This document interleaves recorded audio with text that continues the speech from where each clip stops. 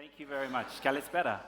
Yes, actually, when Stefan spoke earlier, he hinted at the fact that DE&I is something that was a hot topic to talk about at conferences a year or two ago.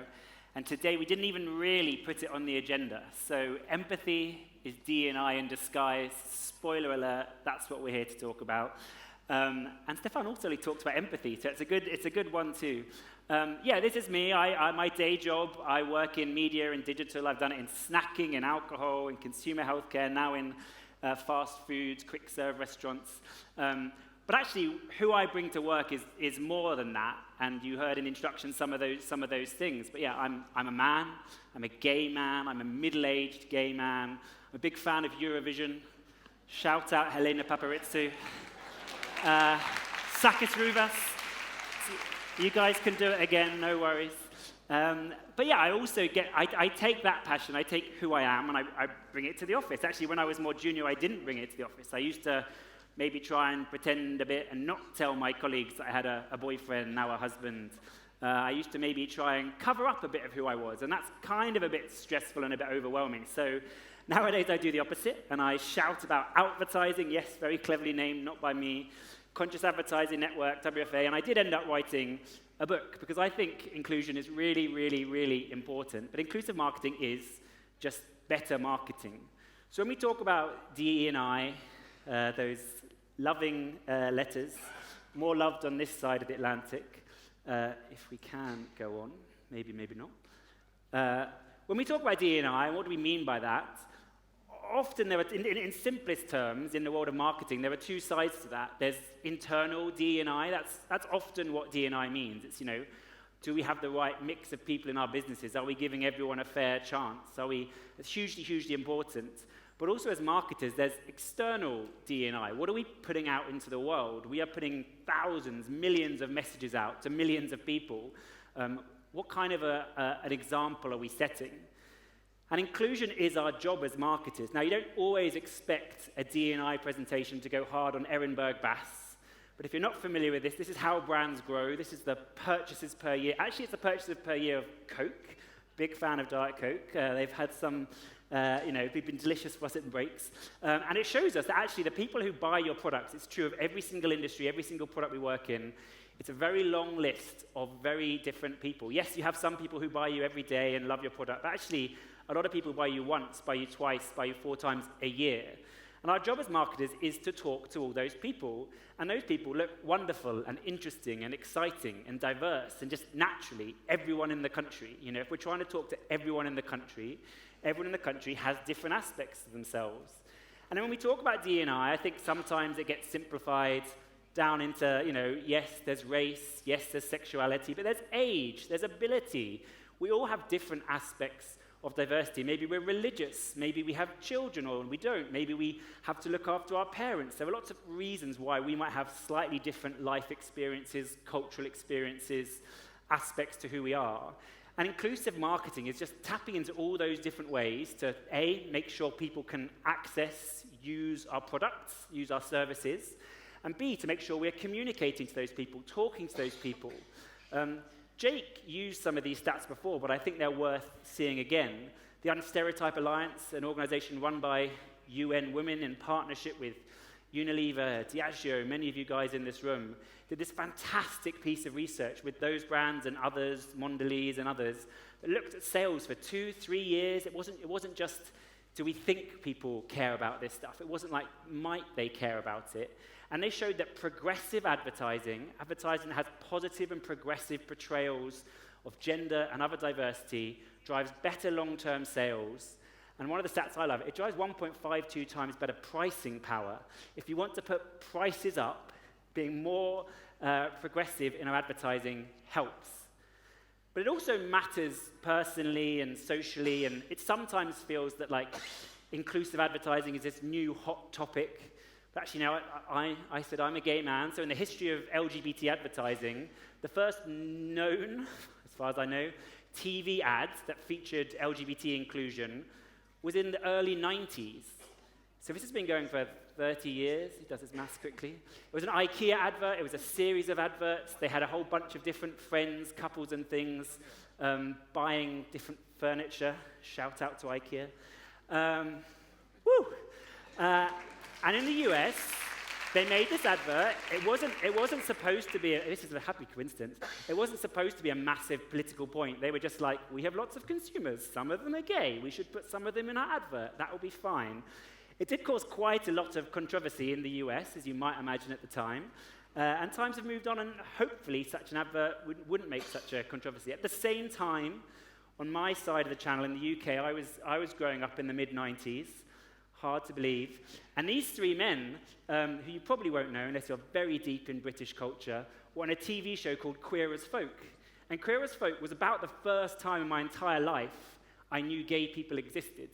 And that's a slightly weird thing to say. I was a youngish teenager, and actually at the time in the UK, we had a law that said in school, they couldn't tell you that gay people existed. The teachers weren't allowed to talk about it. So I kind of knew I was something different and like men, but like, huh? And we didn't really have the internet very much, or at least you did, but you had to dial up in your kitchen with your parents next to you, so it wasn't the best place. And then this TV show came on late at night, probably later than I should have been watching TV. It's not an advert, it's a TV show, but it was on Channel 4, which is a commercial TV show. It was funded by advertisers. There were some advertisers who pulled their advertising from this show because they thought it was too controversial, too crazy, and there were some that weren't. And because those advertisers stuck with it, I understood that gay people existed. And that is true of a lot of people in different ways of how representation matters to them personally. So it grows your business, it helps people individually, it's wonderful in many ways. So let's not even worry about the why. What we're actually here to talk about is the how. And this is where we're on this journey together with the WFA, as was kind of said in my intro. And even when we talk about representation, when we talk about diversity and inclusion in marketing, kind of what do we even really mean by that?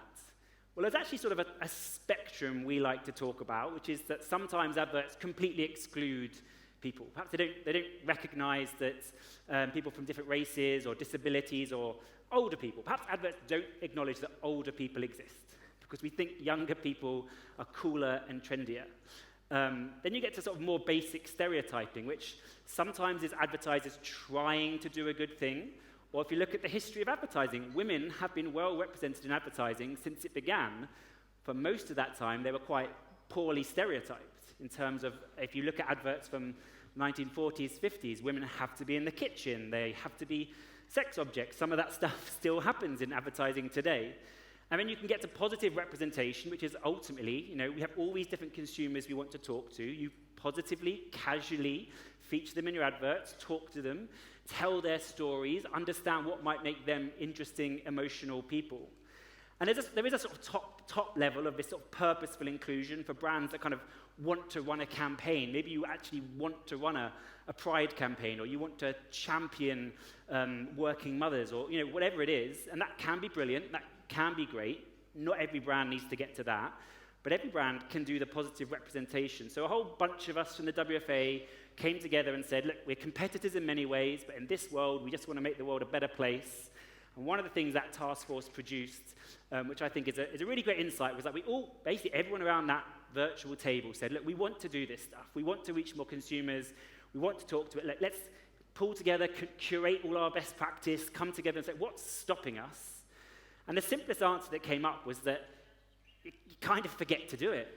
Like there's a big marketing process going on, and we have briefs and deadlines and production companies and agencies, and easily get squeezed out of that. And we, in particular, called it the bias in the creative process, perhaps the unconscious bias. I don't know how you sign that, but unconscious bias in the creative process. And we broke out into these big buckets, 12 steps. It was a committee, so we came up with a lot of steps. 4 big buckets of kind of the brief, the planning, the production, when you actually launch your campaign. And every one of those steps, there are things that we might do because in our lives we make assumptions. We make assumptions about who might care about our products, who we might be talking to, which media channels we should use. And yes, so we talk about that as bias. But actually the solution to bias and the way that we tackle this across the creative process is empathy, which we all know is pronounced en synesthesi. Fluent. And And empathy is really, at its simplest, empathy is a challenge for us to put ourselves in other people's shoes. And empathy is fundamentally the job of a marketer. Because people in this room, we are not selling to people in this room. We are selling to people who live very different lives, who live in different parts of the country, who have different incomes, who have different experiences and worlds. And our job as marketers is always to put ourselves in those shoes. So I was armed with some of those questions in that WFA guide, and I said to myself, I was kindly put on 6 months gardening leave by GSK, and I was like, what should I do with my spare time? Write a book, I said. Don't, I tell you. It's not as fun as it sounds. But my initial cheat for my book was like, well, I don't know all those answers. Like, we have all these questions. I don't know all the answers. Let's find the people who did. So I deliberately interviewed actually more than 24 people, different marketers who, to as much as I could try, had different life experiences, came from different countries, came from different backgrounds, different genders, different ages, different neurodiversities, and also who were experts in different stages along that process. And I did it because, as a middle-ish aged white man, I can make advertising that appeals to very different people to me, but it's quite hard to do based on my own personal experiences alone. So it requires you to bring in empathy, to listen to different perspectives, to find ways of pushing yourself not to assume and default to how you would normally do things. And so we're going to try and get just a little bit practical today. I know there's a lot of things being thrown at us today. And actually, one of the questions that have been asked to a lot of the speakers is, what can I do? What can you do? And my answer to that, when asked, if I get asked again, I could say it again, is to think about the bubble that you control. So that creative process is a big process. There's a lot of different things happening in it. You're perhaps some small part of that on some small brand, but you can change what happens on that brand. And so if you think about the briefing, a few friendly faces up there. Camellia, who actually who runs the task force for us. Mark Whitson, you might see more of him, I don't know. These are some of the questions you can ask yourself at this stage. Like, who is your audience? Now, as marketers, when we're creating a brief, when we're working with a creative agency, media agency, whoever it was, you have to narrow down and simplify your audience. It's hard to make a brief that's will reach everyone, because there's no kind of creative challenge, there's no insight. But as we narrow down that, what do we lose? Who do we exclude? Are there specific communities who use our products and services in different ways and actually could be a direct business opportunity? Or perhaps who have unique connections and emotional connections to our product that could be a great storytelling community? As you move into research, we work with great partners like Kantar and others to try and do research. How do we really make sure that we're not getting bias into that we're talking to people from different backgrounds, different experiences? And research is a really great way of empathy. Research is basically professional empathy. It's forcing yourself to say, it doesn't actually matter what us in this room think if this is a great idea or not. It matters whether the real consumers do. And then if you're working with agency partners and agency partners who are in the room today, if you really want your agency to care about being more diverse, being more inclusive, you should tell them. You shouldn't just hope that they guess. You should just tell them. Put it in words. Put it in the brief. Tell them, we would really love to be more representative, to be more inclusive. Can you help us on that journey? And a kind of curveball idea that I think is starting to come into this space, AI. AI, some of you may already be using it. If you're feeling a bit lazy and you want to write a brief, ask ChatGPT. And that can be a good starting point for a brief. It's not necessarily the good starting point for a great brief, but it's a starting point. But AI has all that bias we have, and then some. I mean, AI is literally trained on all of the things that have led to us having that distorted bias ourselves. So be careful if you're leveraging AI, if you're using AI to do analysis, if you're using it to write your briefs, approach with caution. And then, of course, it comes to the actual planning of the work. What are the ideas? What are we going to come up with? I think lots of you who work in big multinational companies will start hearing about supplier diversity. It can feel like a frustrating number-ticking exercise, but it's actually a really, really fantastic way of working with partners who bring different perspectives, who perhaps are owned by different communities, who perhaps are indexed extra high in having female or ethnic or different representation. There's actually a WFA guide to better supplier diversity coming out just in the next couple of months. How do you make sure, and if you're working with, big agency group partners, which are also a wonderful part of our ecosystem, how do you push them to make sure that they are bringing different perspectives into the room? We've talked a few times about the Unstereotype Alliance. They have this great framework. So when you talk about, representing people in a TV ad, for instance, it isn't just about having someone who looks a bit different in a TV ad. That can be tick-boxy, it can be stereotypical. They actually talk about 3 different things. Yes, the presence of people, the presence of someone who is perhaps a gay man is interesting for me in an advert. It makes me notice. I'm like, oh, that's a story I extra relate to. But whose perspective is it? Is it being told through their story? Is it their story? Are they a sort of weird backing character? And do they have personality? Are they in themselves a stereotype? Are you playing on easy stereotypes of that character? Or are you actually developing an interesting personality? And that can be hard in a 15-second, 5-second copy. But it's really good to challenge ourselves. Representation isn't just about casting and putting a few different people on the screen. It's about starting to tell different stories. And one of the ways representative and inclusive marketing really works is that you do tap into different stories. You find really interesting emotional stories. You find powerful ways in which different consumers use your products. It can be a really powerful story to communicate to that community. And more often than not, it becomes a really powerful advert to talk more broadly as well. I think when you think about the actual production stage, and production is ultimately where inclusion can be baked into something. And production is one of those things in the creative process where we spend months and months working on our brief, and then we give our agency a few weeks to respond to it, and then we give our production company a few days to make the advert.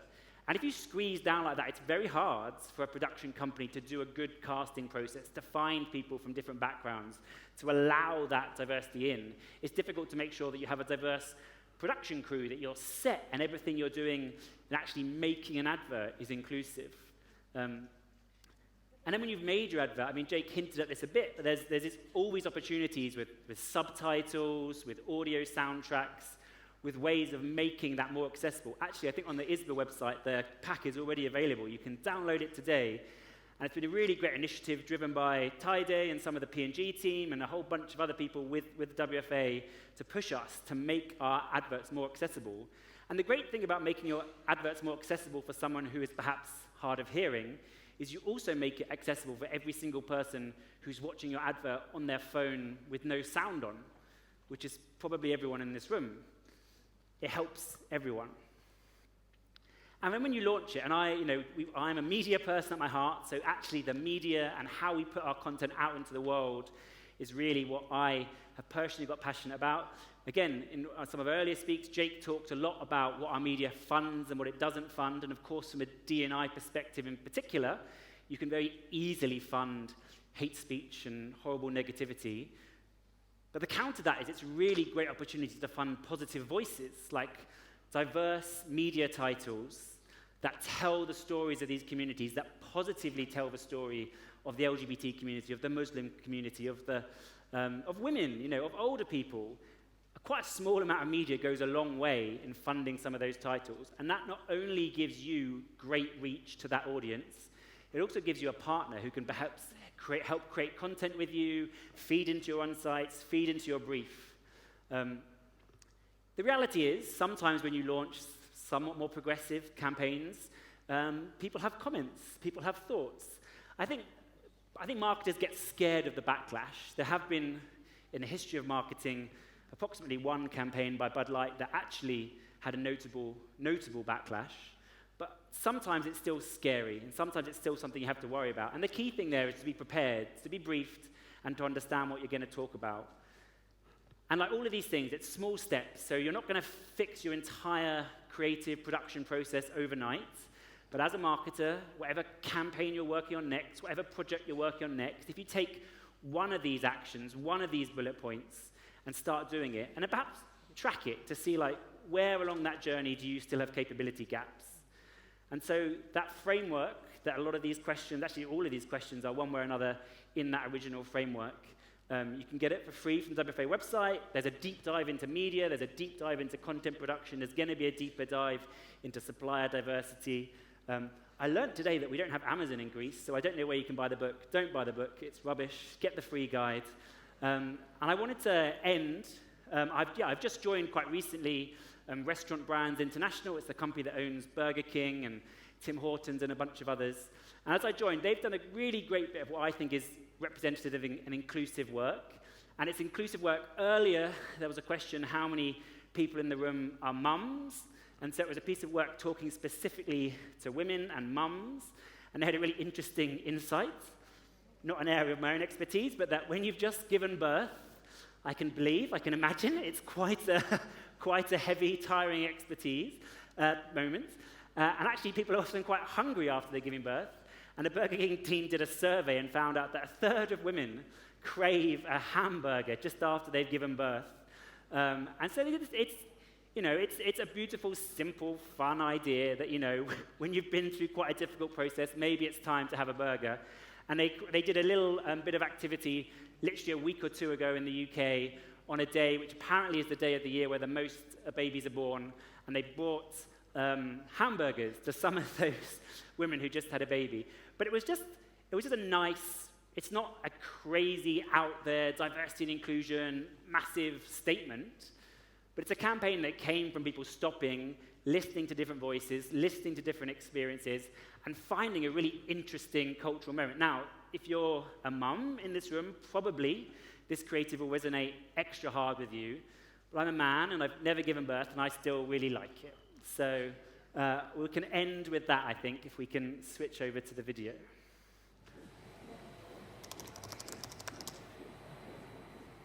We're in a dark state of raw emotion. Grace is 4 centimetres started. No. She's not had any pain relief yet.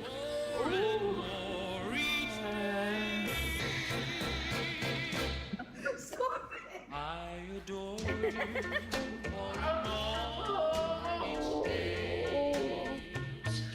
I'll be so happy.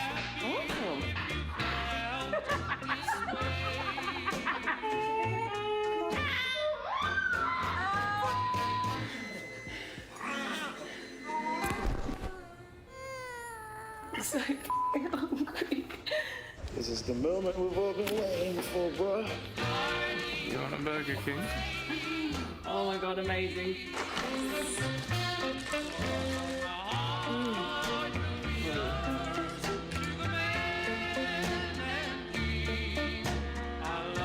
So good.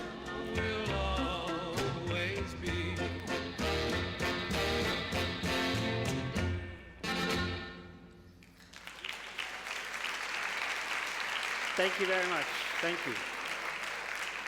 That's it. I'm done.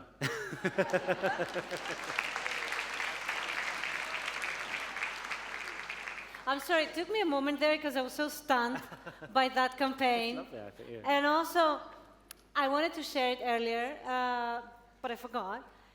That's his new role.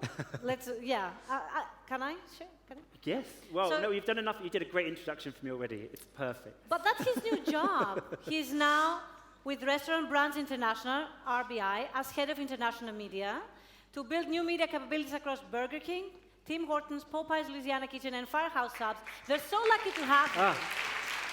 They're so lucky to have him. So, I'm keeping empathy from all that you said, because I think that empathy can kind of guard us from our own self when we want to have like representation and visibility and inclusion, but flirt with biased casting. Yeah. And so I think empathy can be our guardian angel. Think outside your own box. Yeah. Yes, yes. And you, with that amazing example. I didn't make it. Yes, but you get it. Yes. Although it doesn't refer to you. No, immediately. but it's still a powerful bit of creative for anyone who sees it, because it's a real emotional truth. Yes. That sometimes we lose when we make an advert for everyone. Yeah. So what's one single piece of advice that you would like to share with all of us today here? Yeah, I think I hinted about it earlier, but it's definitely start somewhere. So in the bubble of your world that you control this next week, whether you're an agency, whether you're a brand owner, whether you're super junior or super senior, think of like one small thing you can do, which is maybe a question or a challenge, either to yourself or to the people in the room or to your partners to say, are we thinking outside of our own worldviews here? Are we bringing in some different perspectives? And maybe you are, but often it would be good to bring a few more in. I love this piece of advice. Thank you so much Thank you. for it. Thank you, everyone. Because